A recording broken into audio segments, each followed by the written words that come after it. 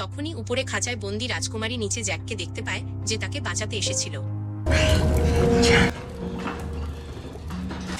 বুড়ো মনস্টার যখন জ্যাকের বন্ধুকে তাওয়ায় শেকার জন্য ময়দা দিয়ে জড়িয়েছিল, তখনই উপরে খাঁচায় বন্দি রাজকুমারী নিচে জ্যাককে দেখতে পায়, যে তাকে বাঁচাতে এসেছিল।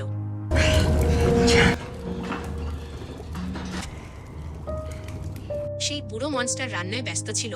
তখনই জ্যাক আস্তে আস্তে রাজকুমারীর খাঁচার কাছে পৌঁছায় এবং খাঁচা খোলার চেষ্টা করে।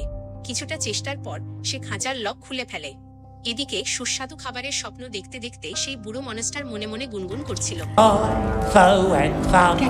জ্যাক চুপিসারে তার বন্ধুর কাছে পৌঁছায় এবং তার গায়ে জড়ানো ময়দা ছুরি দিয়ে কাটতে শুরু করে। তখনই সেখানে সেই বুড়ো মনস্টার চলে আসে, যার কারণে জ্যাক ছুরিটা তার বন্ধুকে দিয়ে লুকিয়ে পড়ে। বুড়ো মনস্টার সেখানে রাখা 3টি স্যান্ডউইচেই কাঁটা ফোটায় এবং ট্রেটি তুলে তাওয়ার ওপর ওভেনে চাপিয়ে দেয়।